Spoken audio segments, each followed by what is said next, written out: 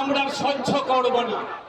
অনেক সহ্য করেছি, চোখের সামনে মিডিয়াতে দেখছি কিভাবে বাংলাদেশের নারীদের বিবস্ত্র করা হয়েছে, কিভাবে একটির পর একটি মন্দিরকে ভেঙে ফেলা হয়েছে। আমরা চোখের সামনে দেখছি বন্ধুগণ।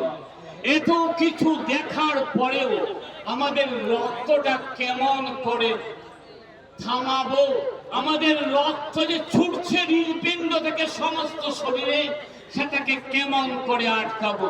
তাই আমরা বেরিয়ে পড়েছি বাংলাদেশের দিকে। বাংলাদেশ অত্যাচারিত, লাঞ্ছিত, পীড়িত মা বোনের দিকে, সেখানে আমরা এগিয়ে যাচ্ছি। আমরা এগিয়ে যাব বন্ধুগণ। আজ কত তারিখ? আজকে 1 তারিখ, 1 ডিসেম্বর, তারপর জানুয়ারি, আর তারপর ফেব্রুয়ারি। 21শে ফেব্রুয়ারি বাংলাদেশ স্বাধীন হয়েছিল। তারা আর্জি জানিয়েছিল আমাদের কাছে, আমরা তাদের সাহায্য করব। কয়েক কোটি বাংলাদেশের মানুষকে আমরা সাহায্য করেছিলাম, তাদেরকে আশ্রয় দিয়েছিলাম, আর তাদের হয়ে আমরা বাংলাদেশে ঢুকে পড়ে বাংলাদেশকে স্বাধীন করে দিয়েছিলাম। আর বাংলাদেশের 30 লক্ষ হিন্দুরা তার জন্য রক্ত দিয়েছে, জীবন উৎসর্গ করেছে স্বাধীন বাংলাদেশের জন্য। বাংলাদেশকে স্বাধীন করার যে স্বপ্ন দেখানো হয়েছিল, দেখিয়েছিলেন ধীরেন্দ্রনাথ দত্ত। তিনি জিন্নার চোখে চোখ রেখে বলেছিলেন, সংখ্যাগরিষ্ঠের ভাষা নিয়ে হবে সে দেশের ভাষা, আর সেই ভাষা নিয়ে একটা স্বাধীন বাংলাদেশ তৈরি হয়েছিল। আর আজকের বাংলাদেশ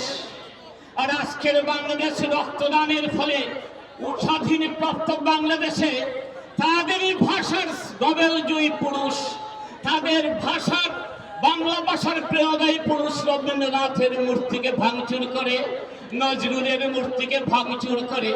এ কেমন দেশপ্রেম, এ কেমন ছাত্র, ঢাকা ইউনিভার্সিটির কেমন ছাত্র, এ কেমন বাংলা ডিপার্টমেন্টের ছাত্র, তারা তাদের ভাষার পুরুষ রবীন্দ্রনাথের মূর্তি ভাঙে, নজরুলের মূর্তি ভাঙে। হায়রে অভাগা, হায়রে মূর্খ, কি এই সভ্যতা, কি তোমাদের সংস্কৃতি, কি তোমাদের ধর্ম?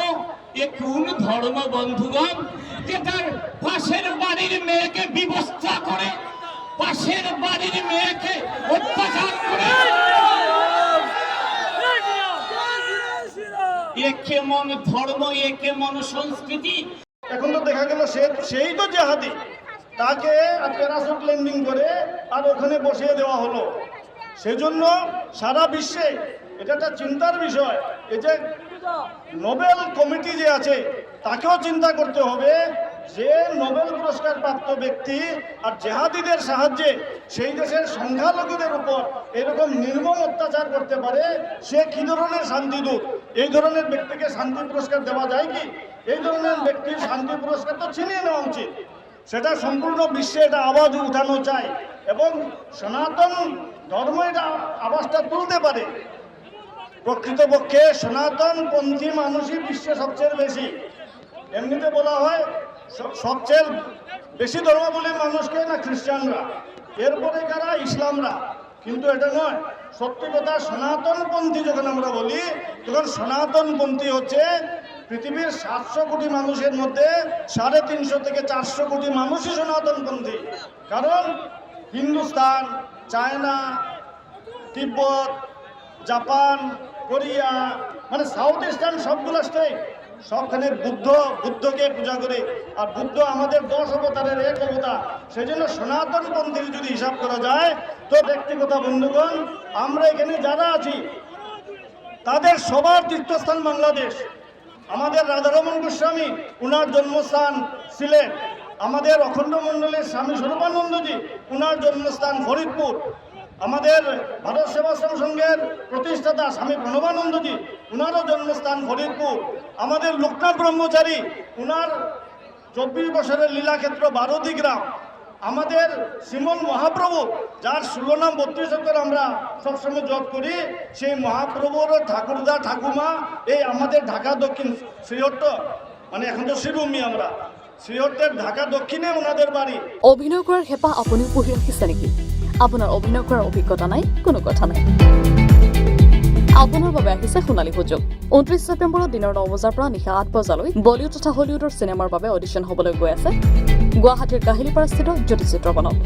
5 বছৰ বয়সৰ পৰা 17 বছৰ ব্যক্তিয়ে কৰিব পাৰিব অংশগ্ৰহণ। পঞ্জীয়ন হ'ব বিনামূলীয়া। নিৰ্দিষ্ট ৱেবছাইটত কৰিব পাৰিব আবেদন।